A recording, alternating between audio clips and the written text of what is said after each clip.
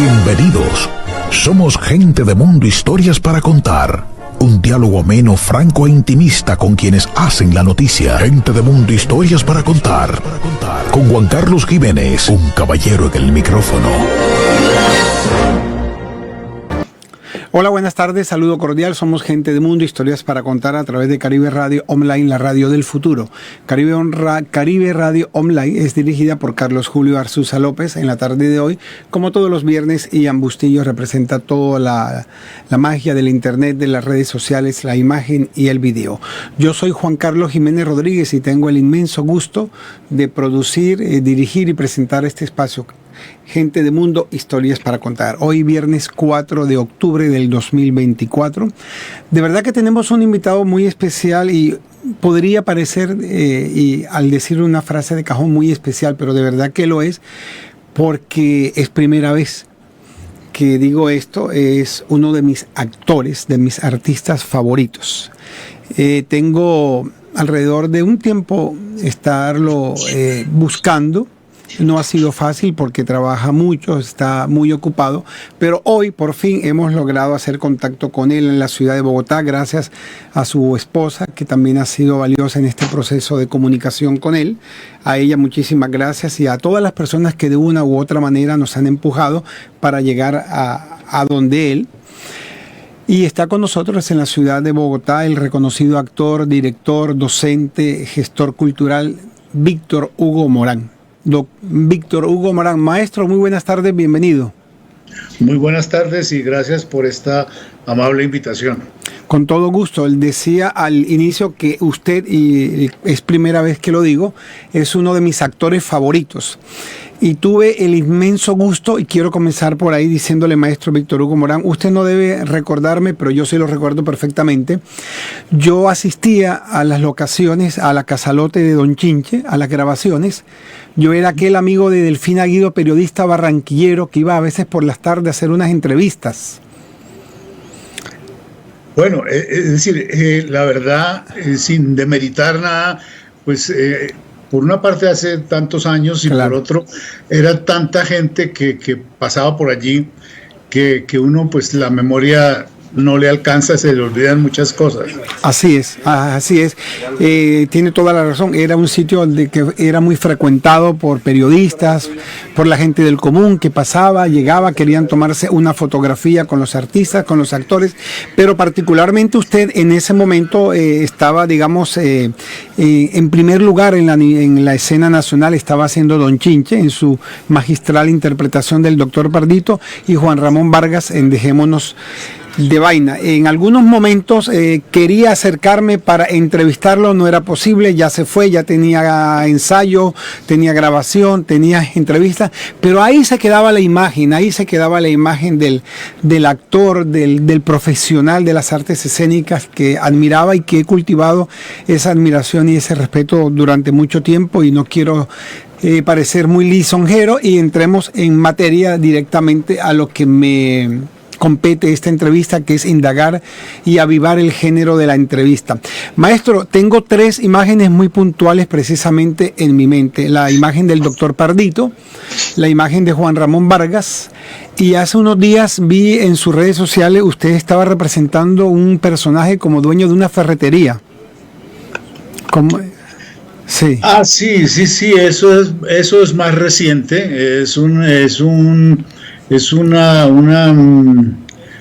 cortometraje, una miniserie el Mintic está promoviendo sobre todo gente joven que está incursionando en el cine, en el video, y pues son gente joven, y entre ellos tengo alguna gente conocida o gente que muy gentilmente me invita a participar en esos trabajos, que son trabajos, digamos, relativamente cortos, pero no por eso dejan de ser meritorios, y me gusta mucho porque es ese contacto con la gente nueva, que es la gente del futuro, la gente que va a continuar, si se puede.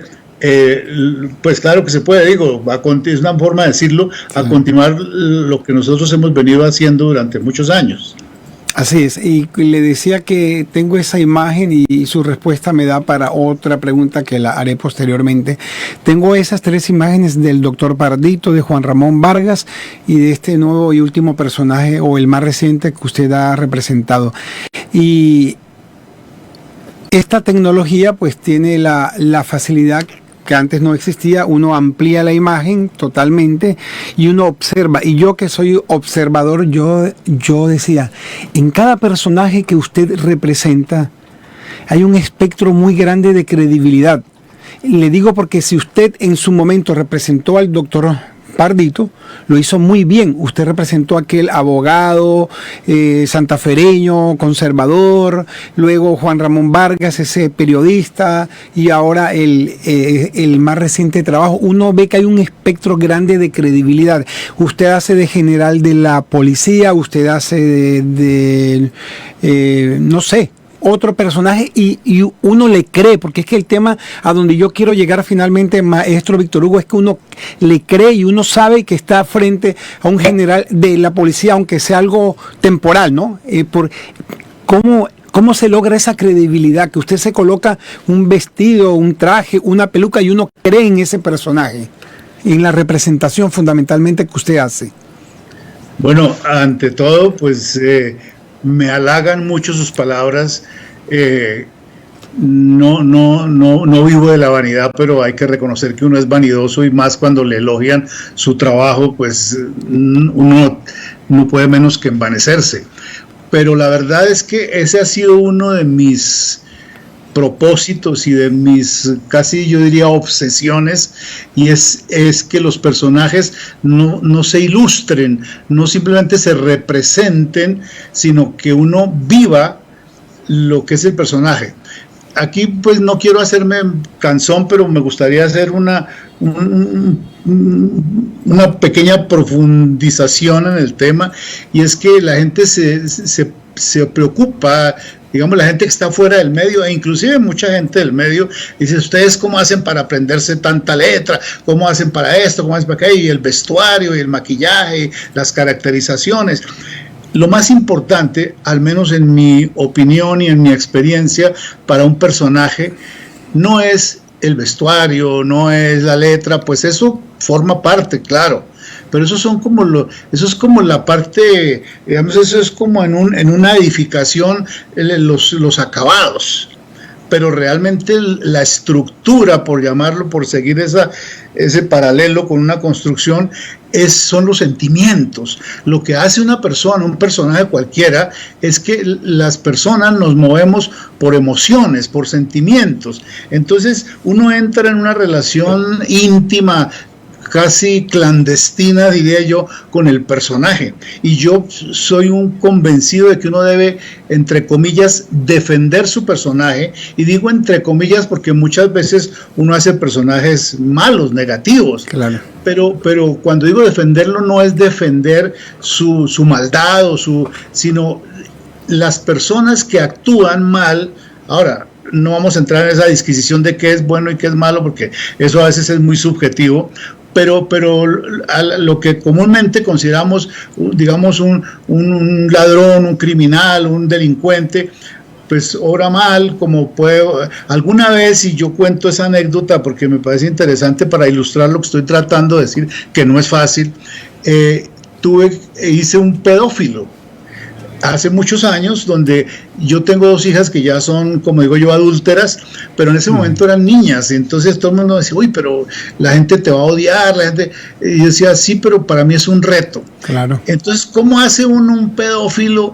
Pues huelga decir que yo no soy pedófilo, ni tuve afortunadamente nunca esos instintos, pero yo decía, la persona que lo hace debe tener un motivo. Eso no lo justifica, no estoy justificando sus actitudes, pero debe tener algo lo mueve, enfermedad, no sé. Pero la gente no hace las cosas porque sí. La gente, inclusive, uno ha oído por lo menos sicarios que se encomiendan a la Virgen, que se bendicen para cometer un crimen. O sea, ¿por qué? Porque creen que eso es un acto para ellos bueno, por alguna razón. Bueno, no me quiero, como digo, meter en muchas profundidades. Y yo, para ilustrar un poco lo del pedófilo, porque me parece como un ejemplo interesante, lo traigo a colación muchas veces. Yo había leído años atrás una novela que se llama Lolita, que posiblemente algunos de ustedes la conocen, y me llamó mucho la atención desde cuando la leí por primera vez, que era un niño, no sé, yo calculo unos 7, 8 años, que se ve con una niña, se encuentra con una niña muy linda. Todos hemos sido niños y hemos tenido esas experiencias, creo yo. Entonces se enamoró de esa niña, pero era un amor puro, era un amor casto, era un amor infantil. Pero por alguna razón la mamá se lleva al niño, él no vuelve a ver a la niña, pero le queda la imagen allá en la memoria y esa especie de obsesión por encontrar a esa niña. El tipo o el niño pues va creciendo, se hace adulto y nunca la niña pues la vuelve a ver, pero le queda como esa frustración. Entonces eso lo convierte a la larga en un pedófilo. No estoy haciendo una síntesis de la novela, pero más o menos la parte que me interesa. Entonces yo me planteé lo siguiente, dije, en esa época pues yo era un hombre de unos 40 años o algo así, entonces yo dije, voy a plantearme que soy un niño de 7 años. Entonces mi empaque, mi físico era el de un hombre adulto, ¿sí? Sí, claro. Pero mi alma, mi espíritu, mi sentimiento, allá mi intimidad era de un niño de 7 años.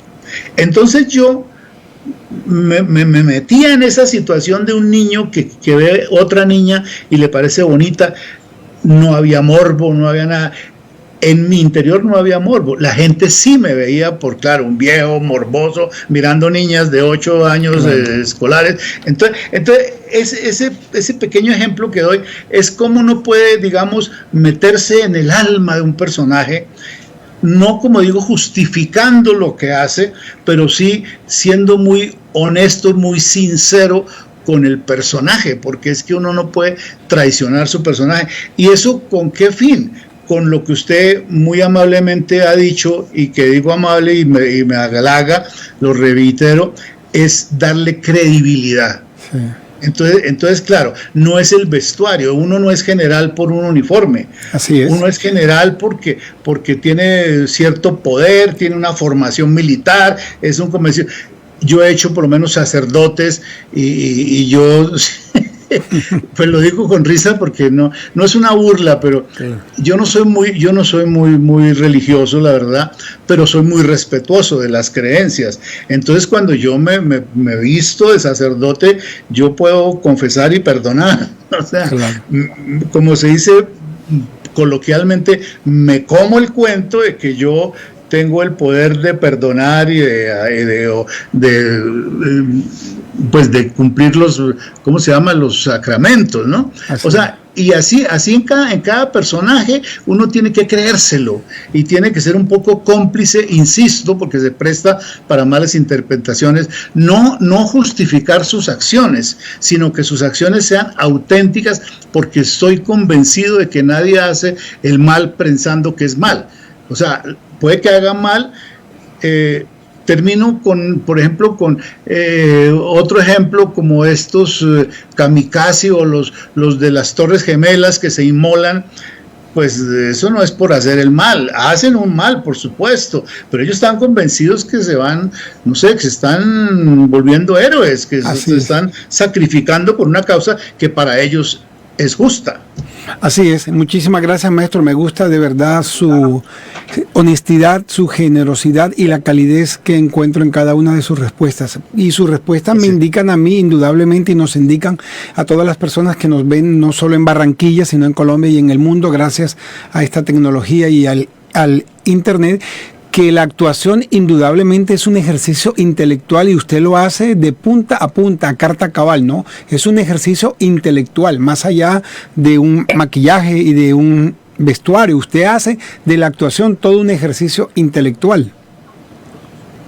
Así es, o por lo menos es lo que pretendo, ¿no? Yo insisto en una cosa también y aprovecho estos espacios y estas oportunidades para decirlo, porque la gente a veces tiene... conceptos errados.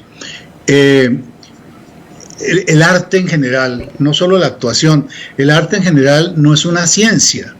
Y yo discuto y peleo mucho con eso porque pretendemos convertir en ciencia algo que no es. Existen técnicas. Claro. Las técnicas se pueden aprender. Uno puede aprender técnicas de actuación, de no sé, de pintura, de literatura, de danza, en fin. Técnicas para editar, talento, para musicalizar. La música, sí, claro. el talento, el sentimiento, la sensibilidad, esa no la enseñan en ninguna parte. Uno tiene que írsela procurando y abrir su alma, su corazón y dejarse permear de todas esas cosas de lo que somos, en el caso concreto de la actuación, pues los seres humanos, para poder expresar esas cosas profundas y que todas esas complejidades que tiene el alma humana, pues hay que primero entenderlas, dejarse, digamos, sentirlas para poderlas expresar, ¿no? Claro. Usted ha tenido el privilegio de actuar y de estar presente en elencos de, creo que son las series más importantes que se ha dado en Colombia. Si uno habla de la televisión de Colombia, en el exterior, por ejemplo, que he sido testigo de eso, la gente siempre recuerda Revivamos Nuestra Historia, Don Chinche, Dejémonos de Vainas, Sábados Felices, La Abuela, que es una novela que se quedó también en el imaginario del colombiano y de todo el que tuvo la oportunidad de verlo. Usted estuvo en todos esos elencos, Revivamos Nuestra Historia, Don Chinche, en fin. En estos momentos estamos viendo una fotografía cuando usted personificaba de manera estelar Juan Ramón Vargas en Dejémonos de Vaina. Y yo lo escucho, pero también estoy viendo la fotografía. Y les soy sincero, no veo ni siquiera a Juan Ramón Vargas ni a Víctor Hugo Morán, veo a un país, todo lo que representó, todo lo que se dio en Colombia en esa década de la década de Dejemos de Vaina fue un tiempo muy intenso para Colombia, ¿no?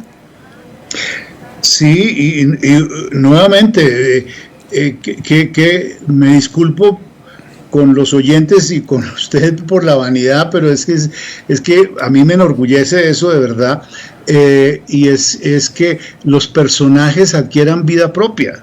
O sea, yo veo hoy en día que por fortuna lo repiten, lo pasan muchas veces, o uno tiene opción hoy en día de ver cosas, por ejemplo, capítulos de Don Chinche o Dejémonos de Vainas, y yo la verdad yo veo, por ejemplo, al doctor Pardito como un ser independiente, o sea, no digo, ay, ese soy yo, no, es el doctor Pardito, y a mí el doctor Pardito me conmueve como a mucha otra gente, ¿sí? Claro. Me queda la satisfacción de saber que yo fui parte de ese proceso, que yo puse mi grano de arena, que contribuí, pero Pardito adquirió una vida propia y el personaje, pues es un personaje de ficción, pero es un personaje que de alguna manera recoge y representa muchos, no digamos abogados, sino muchos hombres, ¿sí?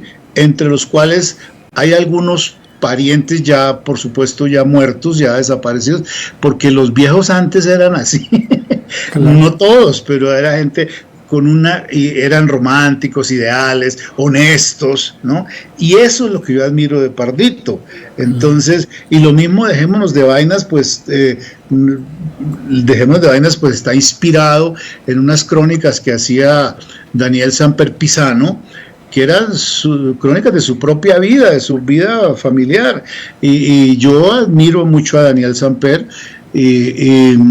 y claro, la idea también ahí era representar ni siquiera a Daniel, porque él tiene en uno de sus libros un capítulo, una cosa que me llama mucho la atención, que es como una trilogía, ¿no? Donde él habla de Daniel, de Víctor Hugo y de Puchis, como tres personas distintas y un solo personaje. Un solo personaje, ¿no? Claro. Entonces es curioso, ¿no?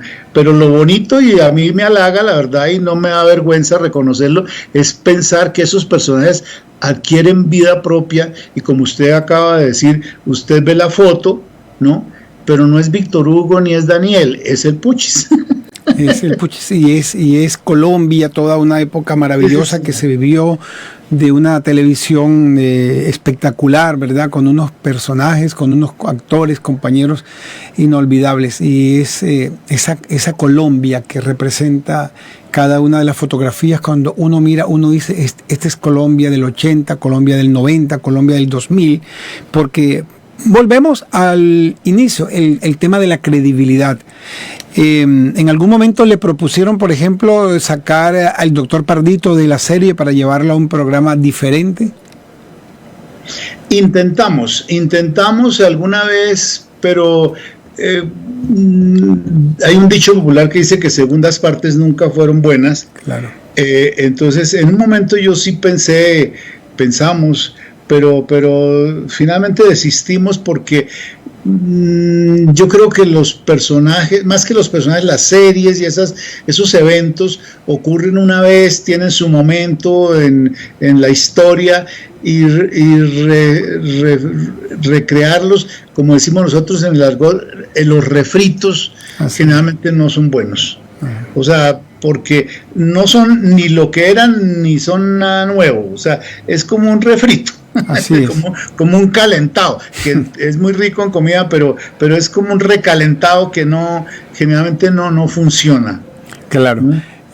Bueno, y casos sobrados se han dado en la historia de la televisión en Colombia cuando han intentado hacer refritos, segundas partes no son buenas. Usted hacía el doctor Pardito, hacía don Juan Ramón Vargas, indudablemente estaba en primer lugar en la escena nacional, titulares de prensa, fotografías de revistas.